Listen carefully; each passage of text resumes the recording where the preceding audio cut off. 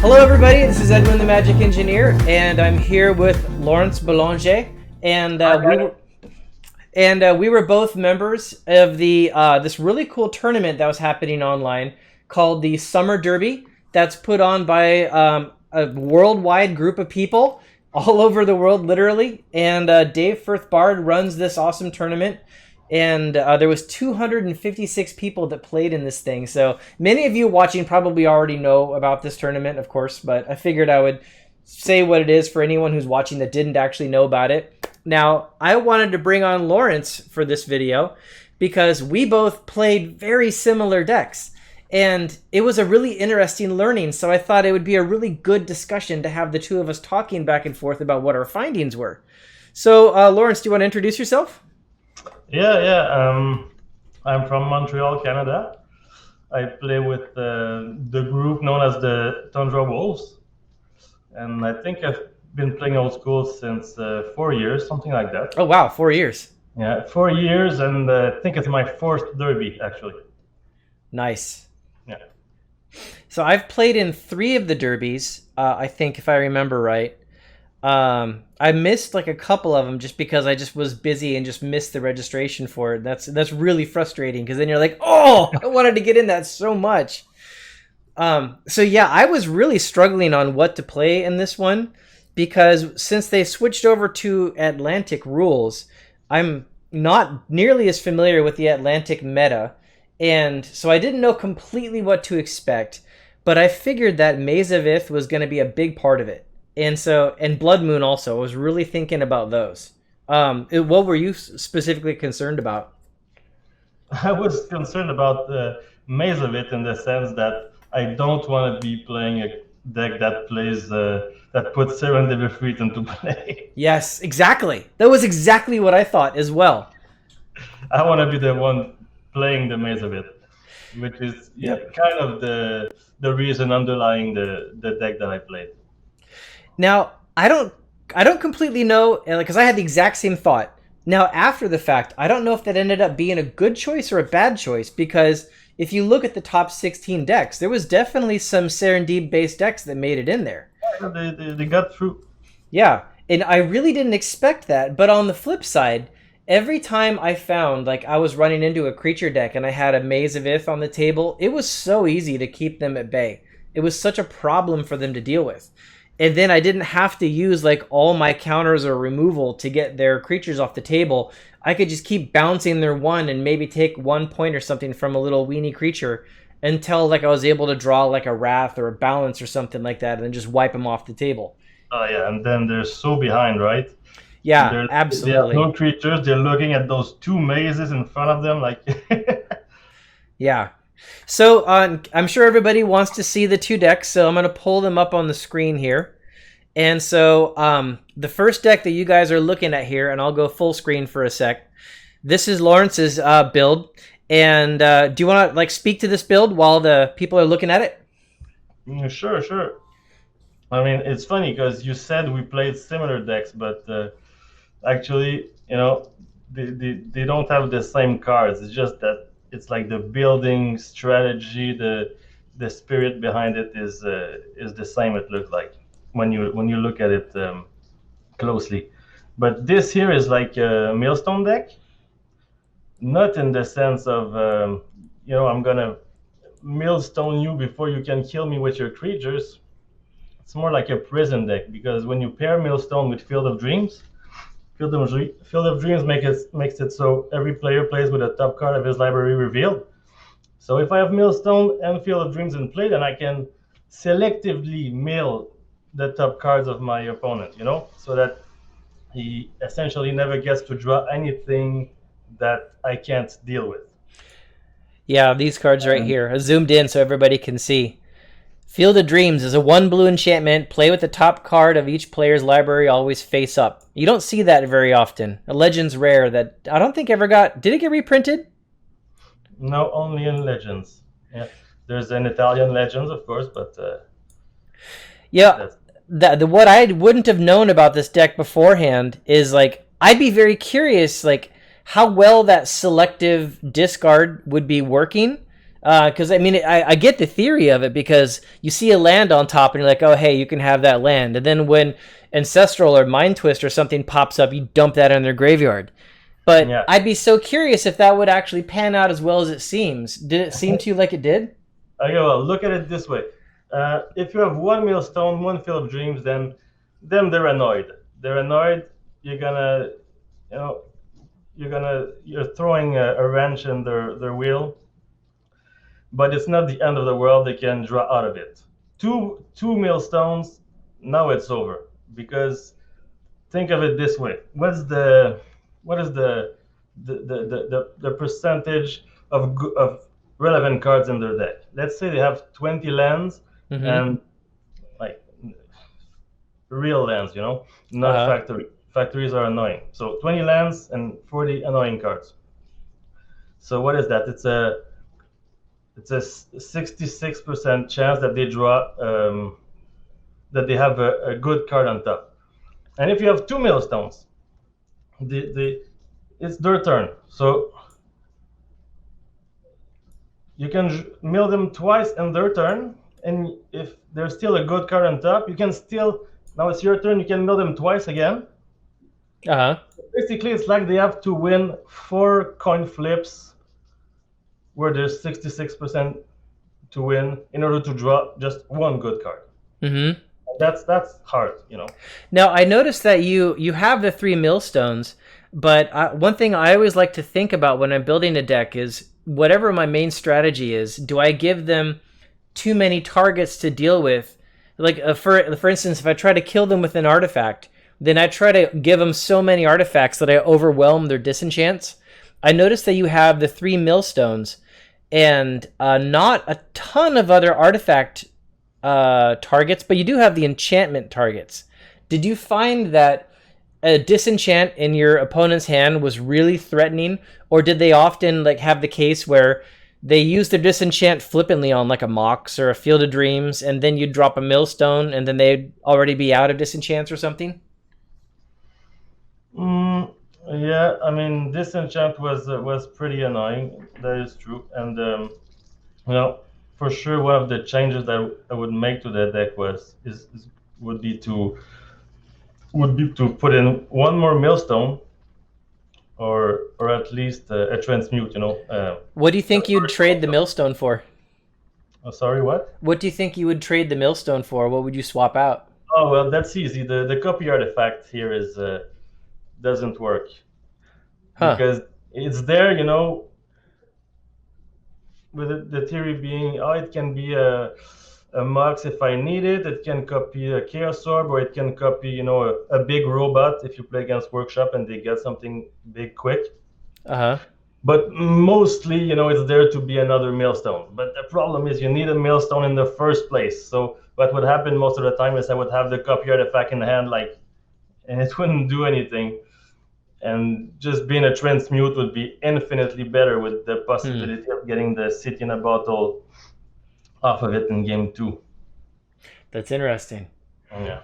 So would copy artifact gain value if you found a different card to rotate for that 4th millstone? Because then that problem would be lessened, I guess, because you'd be more likely to have a millstone?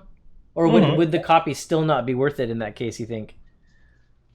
Um, yeah, I think transmute is still better just because it can get the city in a bottle Yeah. and it can get the Chaos Orb. Yeah.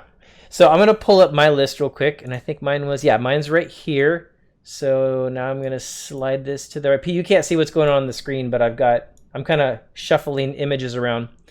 So this is the deck that I played, and it's the reason why I was thinking it was very similar is if you ignore the fireballs, the power monolith, and the power artifacts, and you swap those for his Field of Dreams, Sylvan Yeah. Library, and Millstones, then a lot of the rest of the list is very similar. Even the sideboard. In fact, if I flip back and forth between them, you can even see in his sideboard he had the Sarahs, the Circle Protection Reds, the Red Elemental Blast, Divine Offering, a Wrath.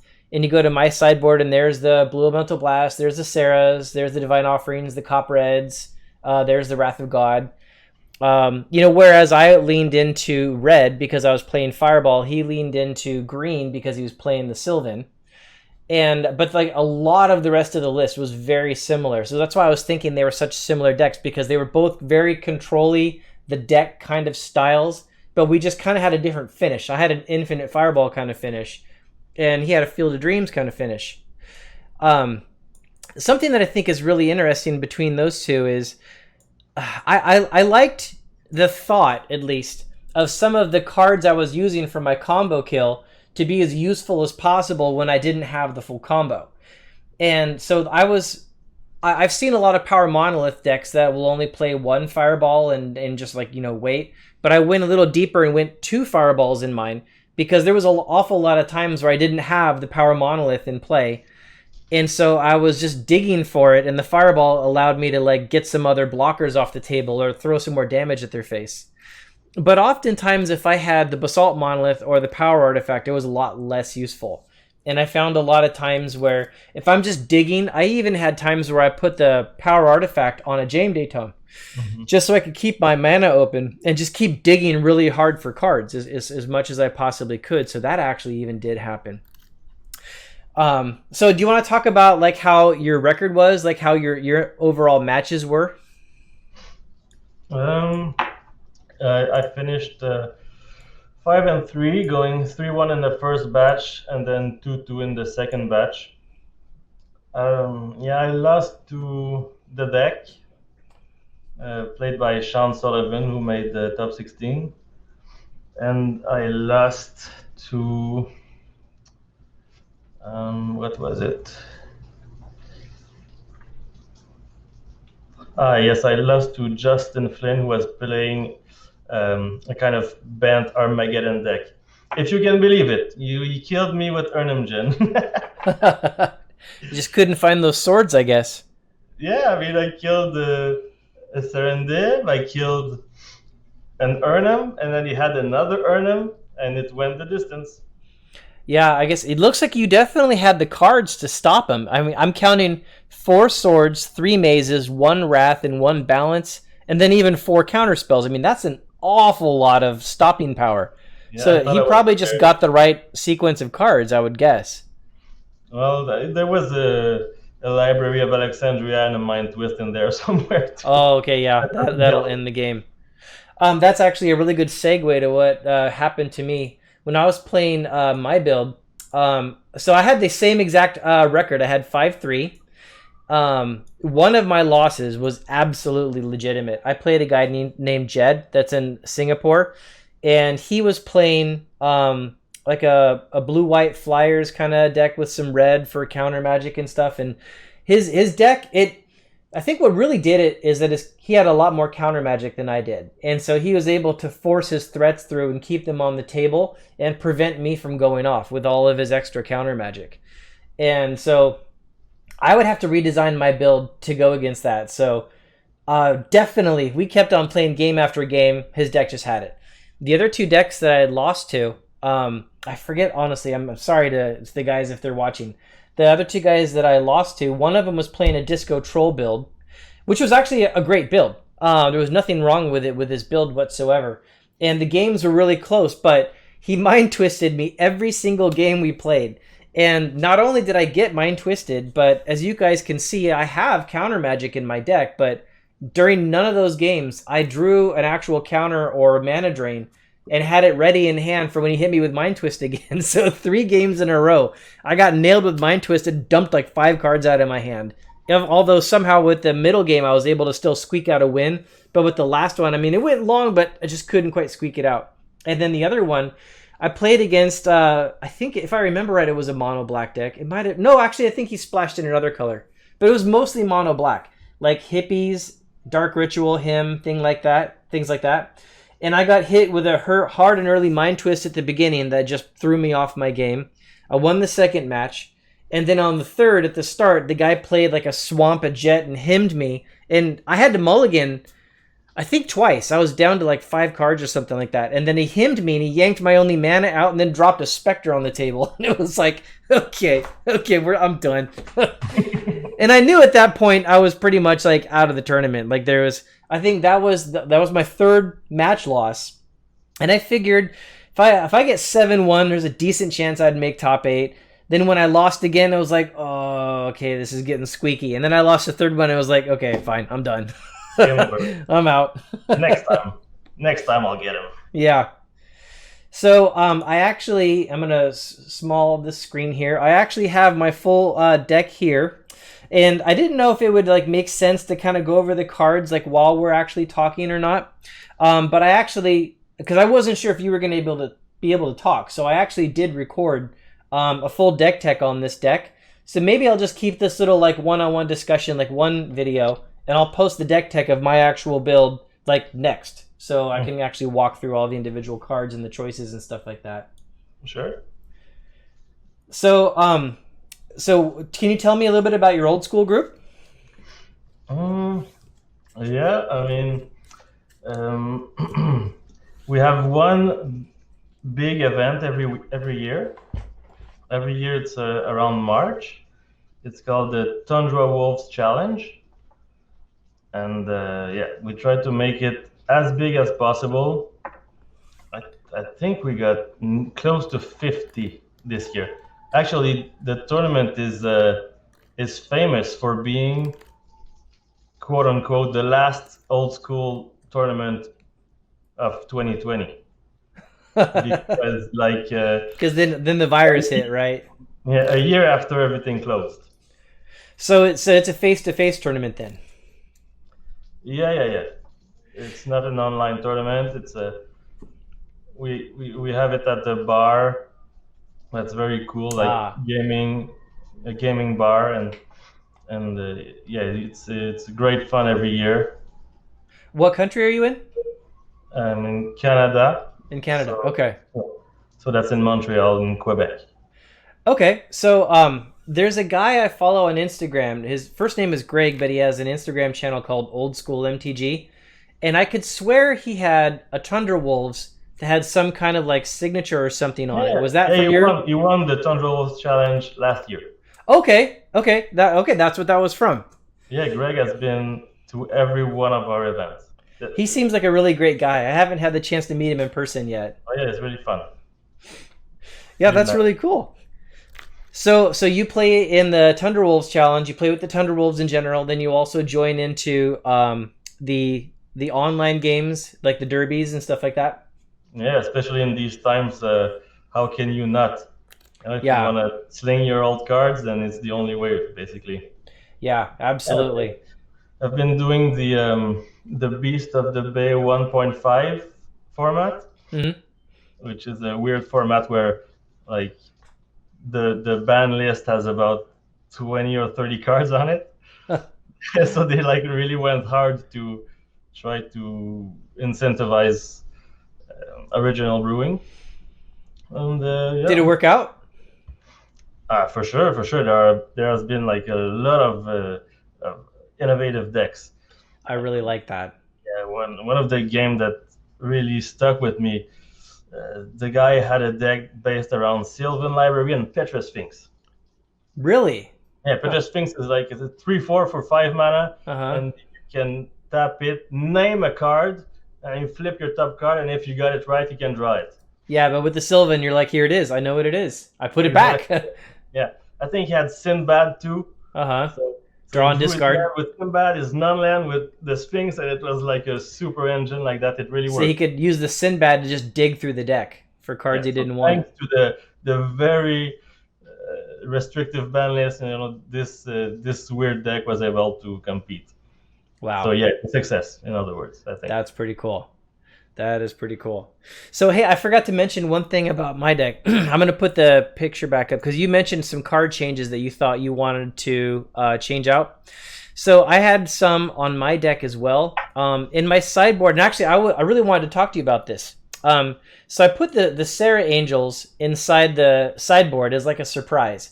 The idea there being that people would realize that my deck has no creatures in game 1. So I figured there was a decent chance they might board out all their creature removal, or at least a good amount of it for game 2. And then I could bring those Sarahs in. That was my plan. Now, I think I only did that one game because Okay. most of the people that I played, like they just didn't rotate out very many cards. It didn't seem like they were doing very much sideboarding. So I didn't know that I for sure had the opportunity. Did you feel like that happened with your build? Like you had a chance to play that trick? Well, me, I was doing it every time. Oh, really? Yeah, yeah. Every time I would bring three Sarahs and like take out two Field of Dreams, one Millstone, still keep the combo in, but basically I was on the Sarah plan game two, like pretty much every time, like Uh-huh. 95% of the time, and it worked well. Like the deck is better with the Sarah and the two only the two Millstones from the percentage perspective. So Oh, really? maybe it's just a surprise thing, because a lot of the time they were not expecting to get hit with a 4/4 angel out of nowhere. Uh-huh. But yeah, that was a very good sideboard plan, apparently. So that worked out. Okay, it worked out better for you than it did for me. That's for sure.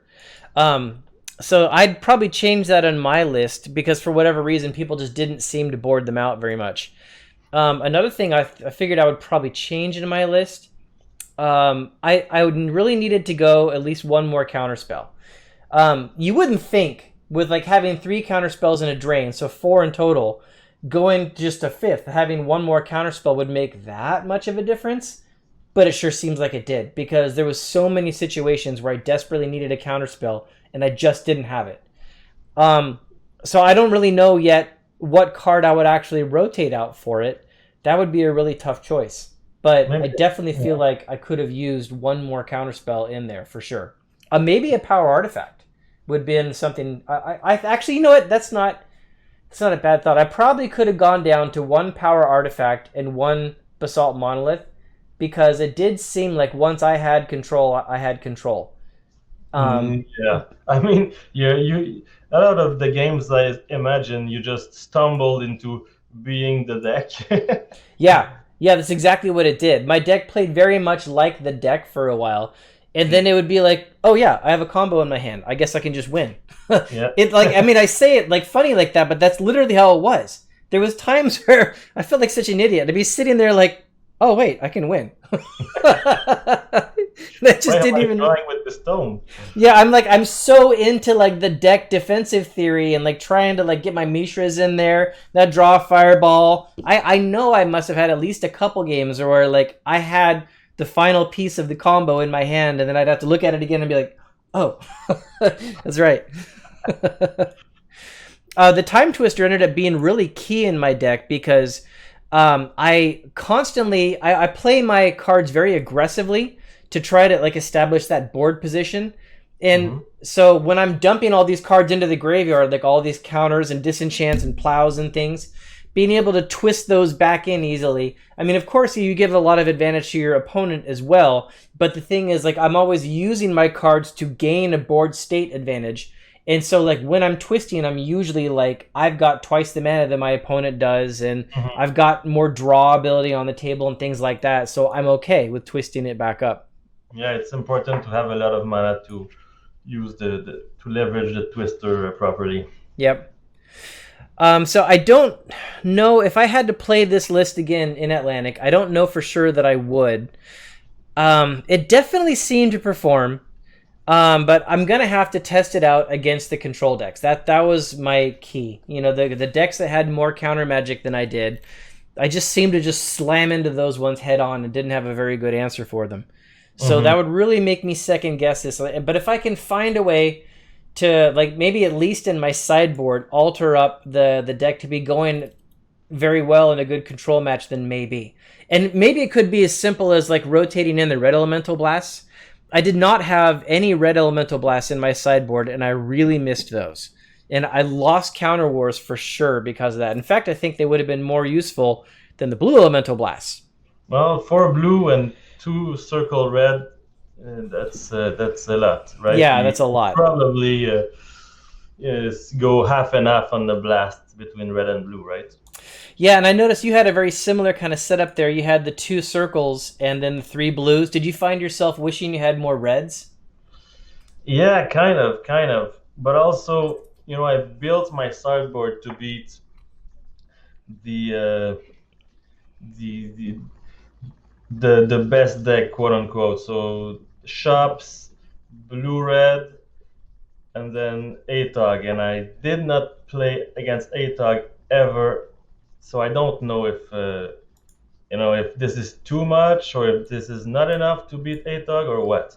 That's a really good point. I was actually thinking about that a lot as well. In fact, I had another ATOG deck built that I was playtesting against, and ATOG deck is really good against my build, and so I was definitely worried about it. So I was forgetting about that. I kept thinking Blood Moon was the main reason I put in all those blue elemental blasts, but no, ATOG was a really big one. I was really concerned about it. Although, I wonder if just some more Ivory Towers would have worked out pretty good going against the ATOG deck. That too, yeah. Just Ivory Tower is very good against Tog, very good against Blue Red. Can be good against other random burn-based strategy. Yeah, actually, now that you're mentioning that, I think that's probably the right call. Because against those blue-red decks, they didn't have a lot of removal. Like, one of the things that the blue-red decks I ran into, they couldn't deal with my power Monolith very much. I would get the infinite mana on the table, and then I was just digging trying to find a fireball, and they could counter new things I was doing, but they didn't have a lot of artifact destruction. They were relying upon shatters and things like that typically, and they didn't have a lot of disenchants. So without a good plethora of artifact destruction, a couple more towers would have helped protect my Monolith, but it also would have been giving me so much life. They were often able to whittle me down by throwing a bolt at me and then a psionic blast and then a chain, right? Well, that all just becomes bad cards when I've got Ivory Tower and I'm sucking in 4 or 5 life every single upkeep, right? It just nullifies it to a huge degree. Mm-hmm. So, yeah, that's probably a pretty good discussion. Do you think we should keep going around with discussing more on it or call it a video? No, I'm good. I think you better make it short and sweet. Okay, well, thanks a lot for joining me on this. I was very glad to see your deck. It was really cool to see a mill deck actually being played in old school. And I'm glad to hear that you actually did so well with it, too. 5-3 was a great record. Yeah, I'm happy. Okay, well, thanks everybody for joining, and come on back for the deck tech when I go through my actual deck card by card, one at a time. Bye, everybody.